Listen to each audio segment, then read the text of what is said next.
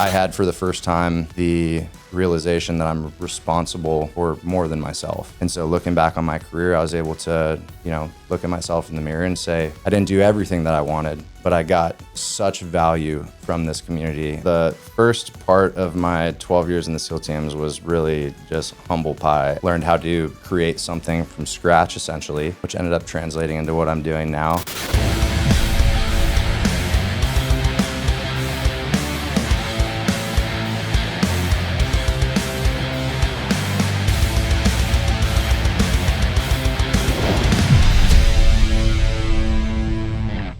Some people wait for opportunity. Others fight for it. Welcome to Tactical Wealth, the show where discipline, service, and real-world experience become pathways to financial power. I'm your host, Kaj Larson. On each episode, we bring you the stories and the wisdom of those who have gone from boots on the ground to successful careers, from military to wealth, and how they've done it so you can apply those insights to your own mission and your own life. This is Tactical Wealth, from military to money. Welcome back to another episode of Tactical Wealth. Today's guest I am super excited about, Max Darsonval, fellow frogman. He is the founder and CEO of Velocity AI, which is essentially an OS for human performance optimization. He's building an AI-powered platform that combines real-time data, proprietary hardware, and adaptive coaching, optimizing human performance through technology, based in large part on things he learned during his military service. He is also the co-founder of Momentic Studios. We'll get more and more into that. Really excited. Fellow frogman, Max, welcome to Tactical Wealth. Thank you. It's an honor to be here. Awesome. So the first question, we like to know how you got here, sitting in this chair. Where did your U.S. Navy SEAL career start? Take me back to the tadpole days. Yeah. It's probably a pretty typical story in the sense that there's no common theme there. So for me, I had other ambitions when I was a kid. I had bounced around between martial arts. I was a internationally competitive Taekwondo kid when I was real young. So I was a second degree black belt in Taekwondo, and I really loved to compete in sparring. So I knew that I had some sort of aggression in me that I needed to temper a bit. And crazy enough, man, I thought that was going to be my life, and my coach got in trouble, big trouble. Went to jail for Your like Taekwondo. 10 years. My Taekwondo coach. Wow. Yeah. And in some sense, he's the perfect mentor to go into the SEAL teams. A convict who can fight. Yeah, I promise you, if I told you what he went to jail for, we wouldn't be saying that. Okay. But needless to say, my martial arts dreams got shut down when I was like 13, and I was fortunate enough to live in the most badass place in the country. I lived in Bend, Oregon at the time. And one of the things that you have in Bend is skiing. And I loved skiing. My dad was a professional skier. And so I grew up from a young age skiing. I had never taken it really seriously, but that was immediately where I channeled my depression. And I started focusing in skiing a lot. And, before I knew it, I was competing in skiing, doing freestyle skiing. So for those of you that don't know, like slope style, the jumps, the half pipes, stuff like that. And then also doing big mountain skiing. I ended up having a bit of a knack for that. My parents knew that I was not going to college based on my academic performance, and so they were happy to spend whatever they had saved on putting me into a ski academy. So I moved out to Vail, Colorado. Tough life. We skied for half the day, 7 days a week. Did a little bit of schoolwork, and we competed on an international circuit doing free skiing, so slope style, half pipe, and then my big thing over there that I really loved was big mountain skiing. So that's where people are hiking in the backcountry, and there's judges at the bottom, and they just judge you on your speed, your difficulty of line choice, your style, tricks, things like that. And I loved that, man. That was my second love affair in life. And then I got into trouble. Everything was going great. I had some good sponsorships going on. Everything was looking for a ski career, like I was going to be able to have it. And I didn't lose my spot on the team, but I lost the scholarship that I ended up having. And at that time, it was around 2008. I was 14 years old. Actually, I was 15. And my parents had, like many other Americans, lost, their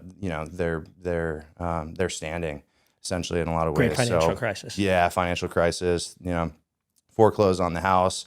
They lost all their assets. They ended up splitting up as a result of it. And I ended up coming home with my tail tucked between my legs, knowing that I ruined what was an incredible opportunity. And with skiing, it's not something that you can just, persevere through. If you don't have the means to do it, you no longer have the sponsorships to pay for it. It is a cost prohibitive sport. You know what I mean? So I spent the next year, paying for my sins, paying for attorney fees that my parents had accumulated to keep me out of trouble, any sort of big trouble. And that's when I had, my first real life lesson of humility and what it meant to pay for your actions and face consequences. And that was probably the best thing that ever happened in my life. I realized in that whole situation that I needed to channel every bit of energy that I had into reconstructing Max as a human being. And there was no more extreme example of that than what I knew of in the military in general, but specifically the SEAL teams had this appeal to me.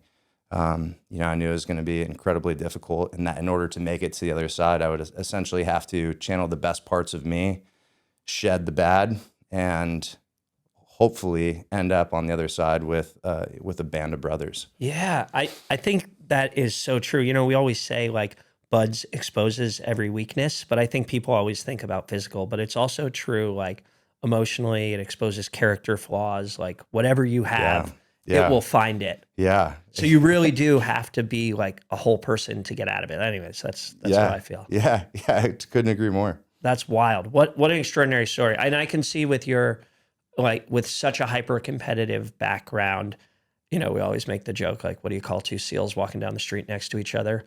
A race, for you, a ski race, right? It does. It translates well into the early stage of our careers. Awesome. So when did you go through Buds? Yeah, I went through Buds in 2013. So I turned 18 on the first week of first phase, actually. So I was able to join really early. I think my parents were happy birthday. Yeah, it was a great birthday. I think my parents were both just happy that I had locked on to another path, and so they were willing to sign me up early, get me out of the house, and that was my growing up. And that happened in Buds and the SEAL teams. I'm still growing up, by the way. Yeah. No, that's amazing. So you really are one of those guys who grew up in the SEAL teams, although it sounds like you had a really unorthodox past. And tell me about your SEAL career. You were at SEAL Team 3, SEAL Team 1? Yeah, I was at SEAL Team 3 to start off with. Before that, right after SQT, I went to SODM. So that's I don't know if SODM existed when you were around, but yeah.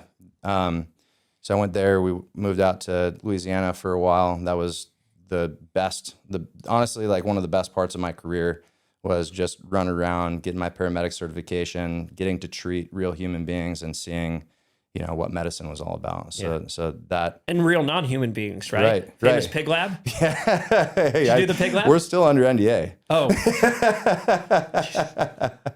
Strike that. Yeah. Yeah, exactly though. Right. Pigs, goats.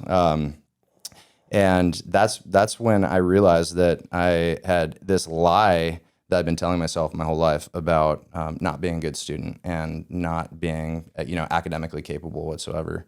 It was in that program where I really cared about what we were doing that I found that I could be, academically at the top of the class, and I really loved everything that we were doing. You just had to find your groove. Yeah, had to find it.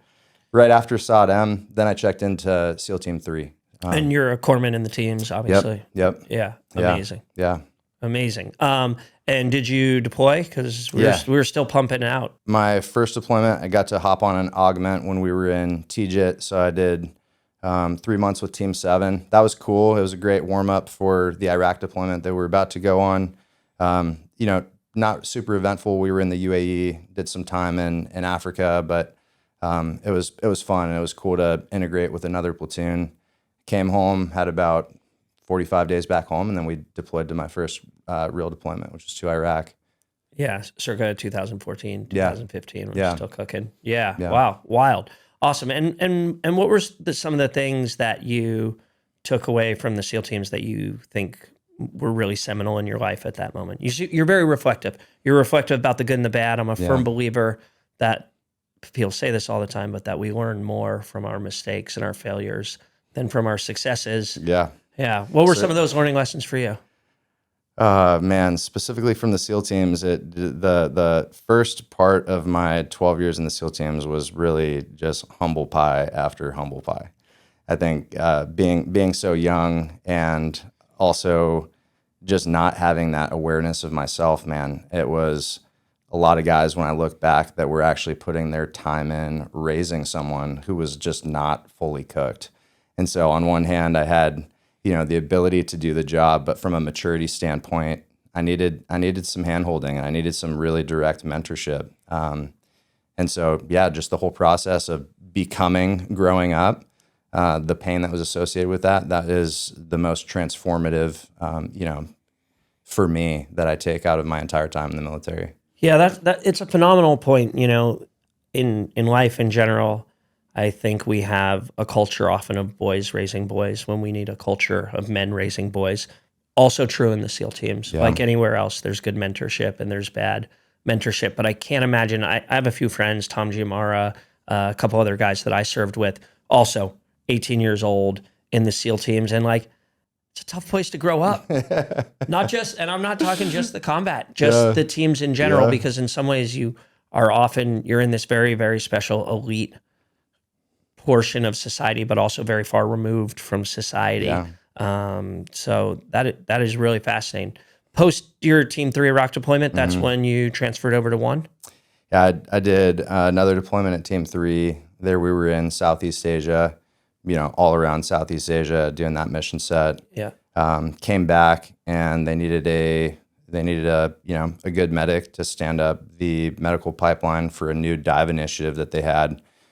That was an absolute nightmare to me. I wanted to stick with the boys, stick in the platoon, but that ended up being another, great experience for me. I spent only 4 months there, learned how to create something from scratch essentially, which ended up translating into what I'm doing now. And then I was able to call a couple buddies that were at land warfare at TRADET, and I transferred over there and I was right back home. You're pretty fresh out of the military. You've been out under 2 years. Yeah. What made you, tell me about your transition out. What was that like? Yeah.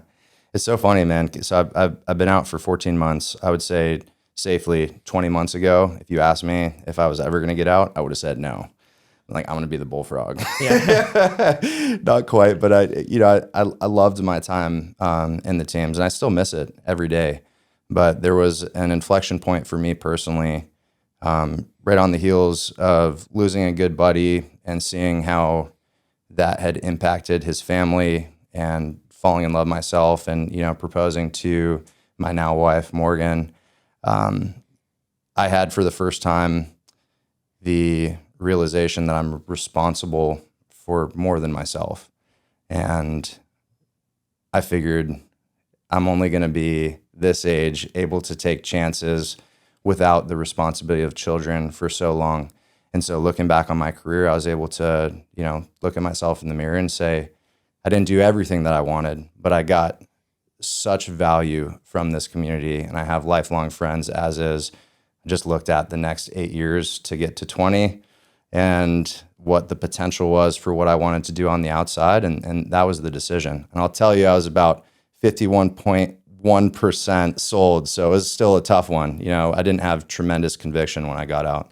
Yeah, it's tough. It's like jumping out of the airplane with no reserve. Right. I think that's the biggest structural difference between being in uniform and being an entrepreneur out of uniform. You don't have this extraordinary safety net. You don't have this structure underneath you. It's all on you. Yeah. 100%. Yeah. And the seeds of what you wanted to do were planted while you're still in the service. Yeah. How did you conceive of that idea? What are you thinking? I've always had, many times to my detriment, but a annoyingly creative way of thinking. And so since I was a kid, wanted to know why things worked, and then if there was any way to make things better. And in the SEAL teams, one of the things that is so paradoxical, as you know, is the contrast between the incredible training that we get, I'm talking human performance, professional coaches, some of the world's best gyms, some of the best technology to boot, and then leaving that facility that you're gone from 90% of the time, and then working out how other folks do, and working out in like a desert gym even.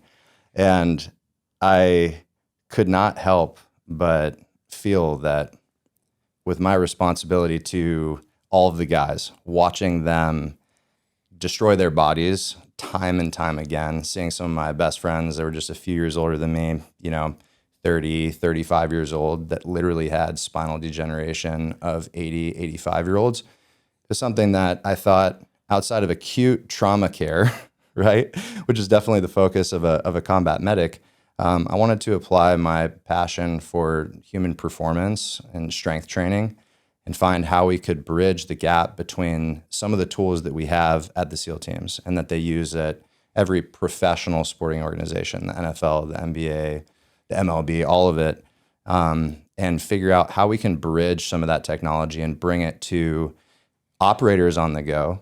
And then when I started to think about how it would apply to operators on the go, I realized the entire freaking world needs something like this.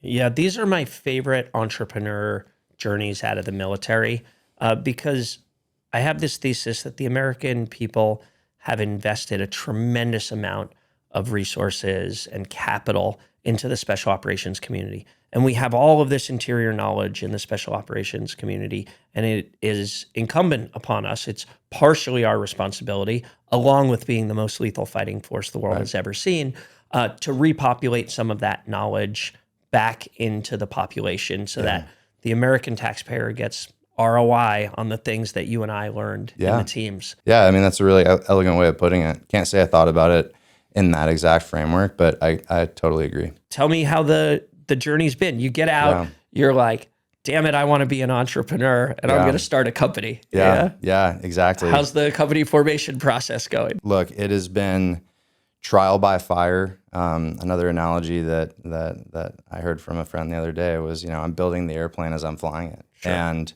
there's something incredibly rewarding about that process because, in a way, there is no such thing as mundane, right? You're not coming into this structured environment where your roles and responsibilities are delegated to you and told to you, and you have metrics of which you can measure yourself against. And in many ways, that feels familiar. And I think it would and has felt familiar to a lot of folks in the military. I'm very proud of the fact that in general, the military has an incredible amount of entrepreneurs that leave and end up creating something of value in their own way.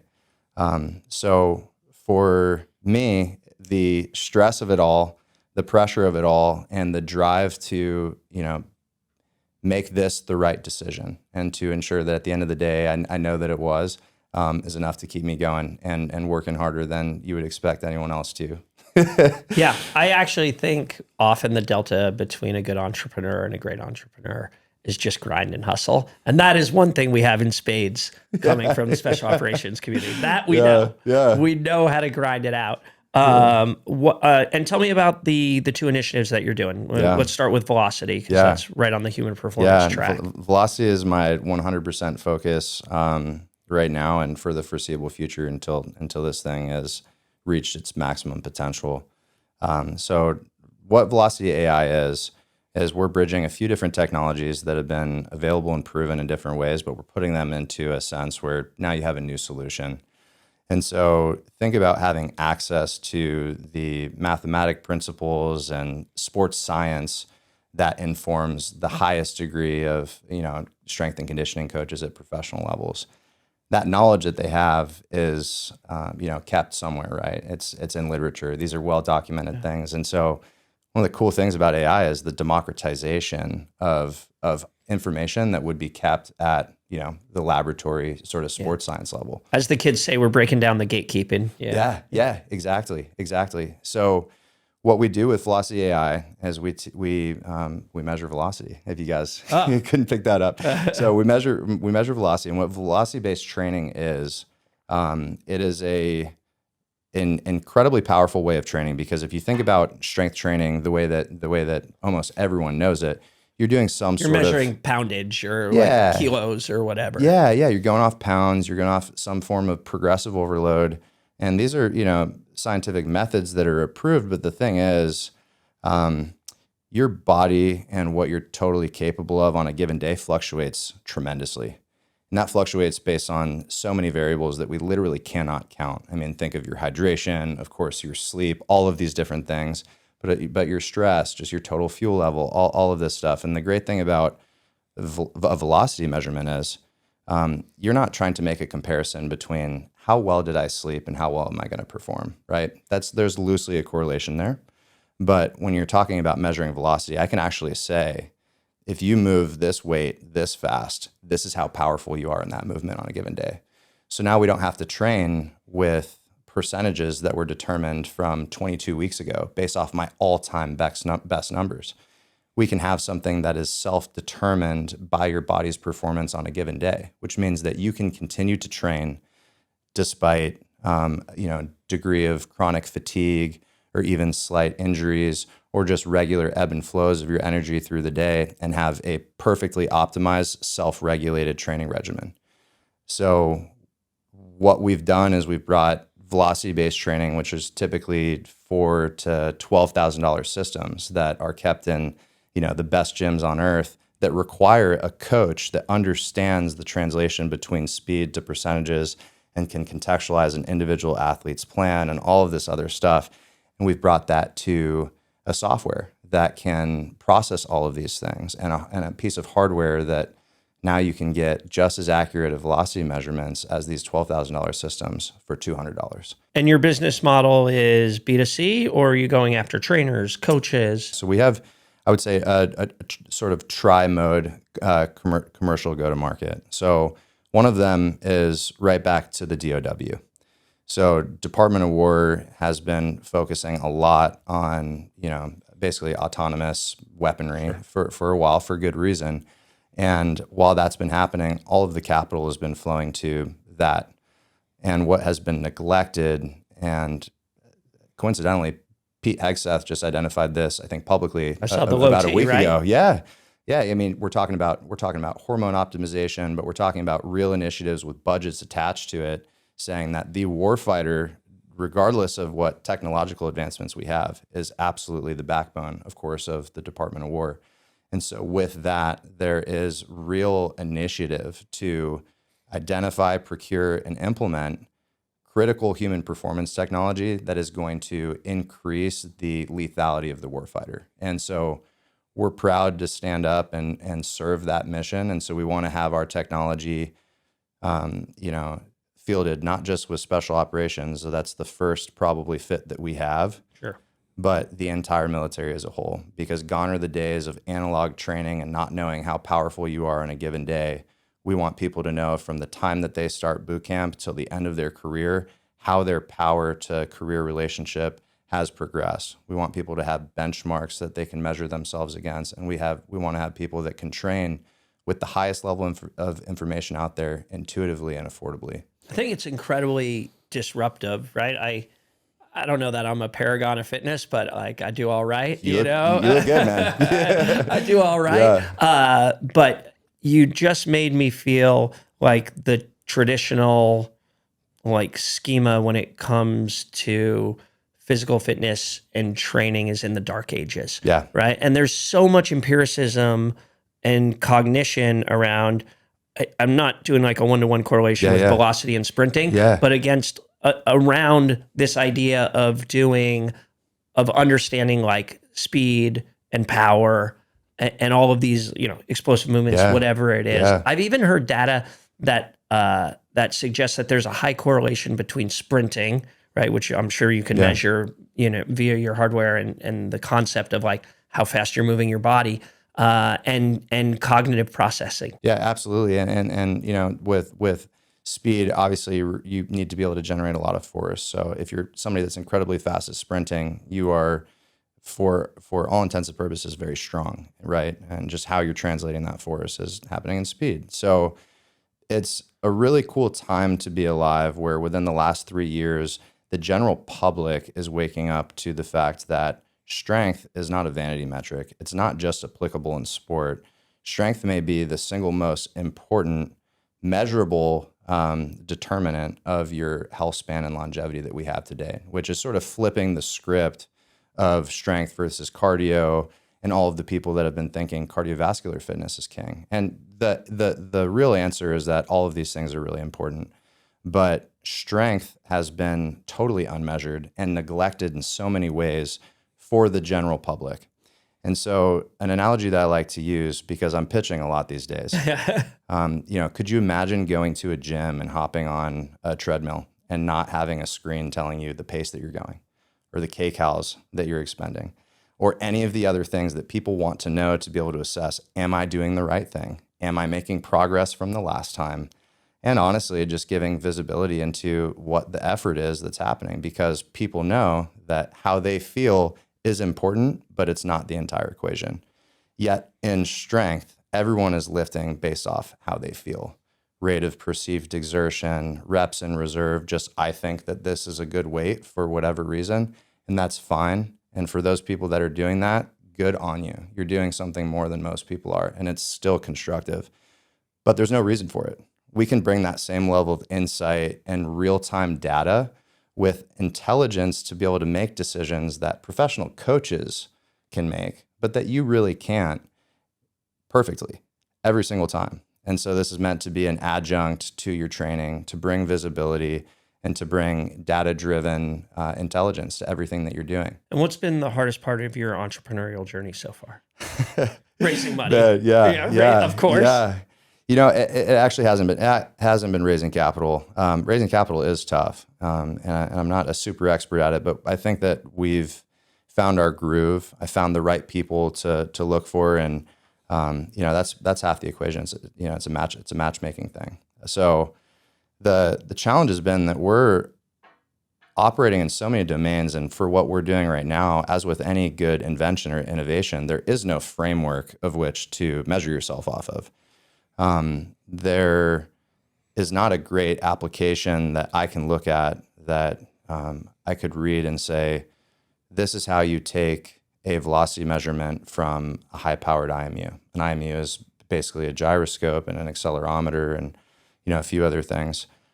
How do we do that? How do we measure it accurately? How do we measure it as accurately as these $12,000 computer vision systems? How do we measure it as accurately as the gold standard, which is a linear transducer, a hard tethered system that is reading velocity perfectly, because that's the standard that we need to build everything to. So the hardware standpoint is one challenge. And then you have the software. And in our case, our software is not just AI, AI. Everything's AI. Right? Yeah. Everything's AI. Any intelligence I have is artificial. Yeah. So I've been in the AI game for a while. It is a combination of machine learning, agentic AI, a RAG system. It's all of these things that have to work, synergistically and perfectly in order to be able to take this measurement, which is already hard to perfect, and to make sense of it. And for our application, we also needed to create something that was able to respond instantaneously, which means that a lot of the inference, a lot of the computation that's happening needs to happen on your device, because we built it for people in mind that are working out where they can't be connected to cell service, or they're in the bowels of a ship somewhere. So how can you bring modern intelligence to a system that's not even connected to the cloud? And that's where machine learning comes in, and some of the algorithmic flow that we have here. And bringing the teams together to do all of that, having people from different organizations, our hardware engineers and our software developers, be able to communicate and work synergistically. I mean, it can be a challenge. I think it's a testament to your entrepreneurial instinct, though, that you're keeping a front sight focus on the end user experience. One of the gaps, one of the valleys of death in building a lot of technology is you build this like extraordinary thing in a lab, and then it goes out into the real world, and like people don't want to use it because it doesn't work, like you said, on the third deck of an aircraft carrier or whatever. So that's really fascinating. Good. And what's next? What's your glide path look like? Where do you go from here with Velocity? What's your velocity curve look like? Yeah, we're wrapping up our seed round right now. It appears that we're oversubscribed on it, which is fantastic. So first selecting, the right people for everyone that's been gracious enough to put their name in the hat that are going to come along the journey with us. And now the real work begins, right? So we have our product out to beta right now. And, I'm fortunate from my connections that the people betaing this product are SEALs. We have some Green Berets and we have some Olympic athletes. So we have some of the best people on earth for product validation, or otherwise, right? Because that's why we selected them. We wanted people that were going to be really, really tough on me, really tough on the product, and be able to give us feedback at a level that we can make some real adaptations to before the launch. So we're, iterating on small bugs, big bugs, everything like that in advance of our November launch. We're getting, real certifications, punching well above our weight class with NASA and DARPA funded labs to validate this technology as an invention, a working innovation, and a meaningful step forward in human performance. So that's a really exciting thing that we're working on. And then we're, figuring out our exact go-to-market on all three of our channels. So we're going through manufacturing right now, the tooling and the engineering of the specific equipment to make these things. Oh, I'll pull it out. Visual aid. Yeah. Yeah. So this is the device here. This device is not a wearable, but it is a sensor that can be worn. And that's really important to talk about because this is something that you're sort of agnostic about. We're agnostic. Yeah. We pull in biometrics, but Right. the way that we sort of surreptitiously pull biometrics instead of having to choose, a specific partner is we went straight to Apple, and Apple certified us as good enough to ingest data from Apple Health with the user's consent. And so we can pull all of the stuff that other wearables are starting to pull so that we can understand people's recovery state, that relationship between their exercise and recovery, and adapt workouts based on those things. So what we have here is just a really great IMU. This is something that can be magnetized to your stack if you're doing leg extensions. This is something that can go on your kettlebell, your dumbbell, all of these sorts of things. And so we really designed this for lifting and for lifting only. And so it's it's a perfect solution for that. That's very cool. So this thing right here cost me about $20,000. Yeah. I'll hand it to you. Yeah. I love it. I'll try not to drop it, although it feels. And we're going down. That's with engineering and everything built in. Once we're done with this, we're going to make it for an absolute fraction of that. And so getting into mass manufacturing, having the right partners to do that is really important. So we've selected them, and we're going through that process right now. Our first commercial batch of these is going to be done in October. So we'll have 1,500 of those in October. 500 of them are going right back to the SEAL community. So the SEAL Future Foundation has selected us for a contract there. Really honored about that, and thank you to the SEAL Future Foundation. I really hope that that's going to be a great value to the guys. I know that it will. So that'll go out to active duty SEALs. Once we've outfitted every active duty SEAL, we'll open it up to guys like us. And then simultaneously with our SEAL Future Foundation launch, we're launching on GovX. So perfect fit. 12.9 million people. Big consumer market. Yeah, absolutely. Yeah. So that's sort of our D2C launch. And then we have some, incredible Olympic athletes and professional athletes that can't reveal their names yet, but they're going to be, our brand champions, and they're partners with us. They like the product. They're going to be using the product, and they're going to build it into their content and sort of sing its praises and bring awareness to everyone else. And that's the part for our direct to consumer launch to the civilian populace. Yeah. I love it. Yeah. V for velocity, V for valor. It's awesome. Yeah. If you see me smiling, it's because it's nice to see this little tadpole all grows up. Like you've entered a gigantic pond, but it's amazing to be watching you swim because we have such a shared experience and bond from the SEAL teams.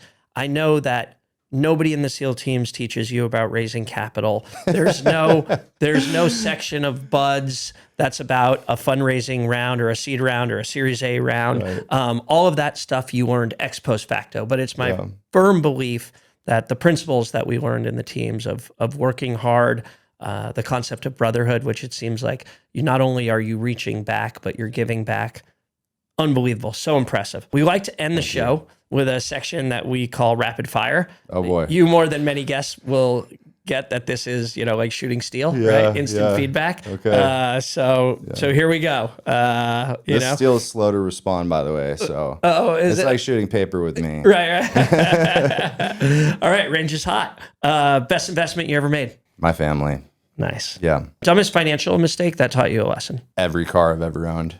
So the lesson hasn't been totally learned, but it's an ongoing process. This is, a pretty modal answer, just so you know. You're not alone. Yeah. If misery loves company, you're in good company. Yeah. Of all of those cars, is there one particular car? What's the most egregious example? I had to have a Raptor R for a period. I had it for a period of time. I got rid of it. That's the boy from Bend, Oregon, who wants to show his hometown that he did good. Yeah. Exactly. Military skill that you think has been most helpful in your entrepreneur's journey? Being comfortable with being uncomfortable. Military habit that you still keep? I think more than I would like to admit, but planning contingencies for everything that matters. How about a book that informed your journey? I mean, the Lean Startup has been a great one. I love all of the lessons from that book. A man named Don Fall told me to read that, who's been an incredible entrepreneur. And so I'd say Lean Startup. And how about your morning routine? What's that look like? I went to sleep at 5 a.m. this morning working on some tech stuff. I woke up and I had about 6 cups of coffee and I drove over here. So, which also could have been the answer to the military habit that you'll never drop. Up all night.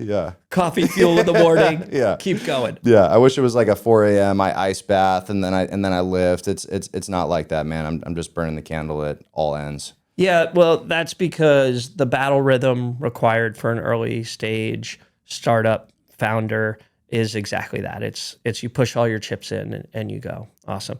Well, Max, thank you so much for being here. I think you are a really extraordinary example of a confluence of values and experiences from your background coming together, both good and bad, that have informed your journey. It is so admirable to watch a fellow frogman take the principles that we learned in the teams and then apply them to this next phase of life. All right, thanks for locking in with us today. Shout out to Siebert.Valor and Siebert Financial for supporting our journey. We'll be back next week with another powerhouse conversation, more founders, more builders, and leaders who are playing offense in life and in business. Make sure you're subscribed to our YouTube channel for exclusive content and extended cuts of your favorite episodes. Until next week, stay tactical, stay driven.